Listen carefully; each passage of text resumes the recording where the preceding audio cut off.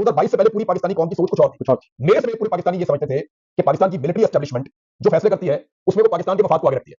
हमें ये समझ आई 2022 के बाद कि नहीं, ये मिलिट्री एस्टेब्लिशमेंट जब भी फैसले करती है ये पाकिस्तान को अपने मफाद को आगे रखते हैं। इससे पहले तो आपको कितना सा हो गया बाहर आए हुए, ठीक है, मुझे 4 साल हो गए।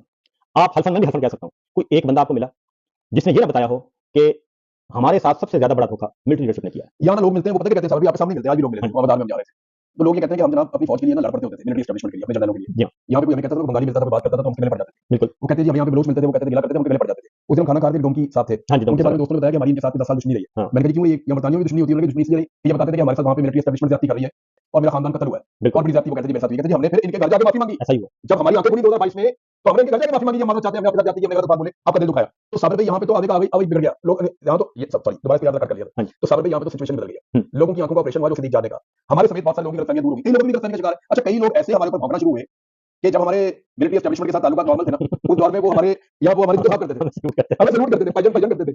और मैं हैरान हुआ कि वो लोग हमें सलूट करते थे जो हमारे मिलिट्री एस्टेब्लिशमेंट के साथ ताल्लुकात नॉर्मल थे। आज जब हम वो बात करते हैं जो पाकिस्तानी को हर पाकिस्तानी को करनी चाहिए, तो उस वक्त उनके मुंह से आग निकल रही है। ऐसा ही है। तो लोग अपने बात ये है कि हमारी जो उनसे दोस्ती थी और उनका इकराम का रिश्ता था, वो था पाकिस्तान के लिए, कि पाकिस्तान को अच्छा बनाना है, पाकिस्तान को करप्शन फ्री बनाना है, पाकिस्तान को गुड गवर्नेंस देनी है, पाकिस्तान को आगे लेके जाना है और पाकिस्तान से मरूसी सियासत का खात्मा करना है। पाकिस्तान को ये चंद खानदान जो है वो लूट कर खा गए, तो हमारी सपोर्ट करें। दहशतगर्दी के खिलाफ इनको सपोर्ट किया भाई, देखिए पाकिस्तान के साथ हम हैं और रहेंगे, लेकिन ये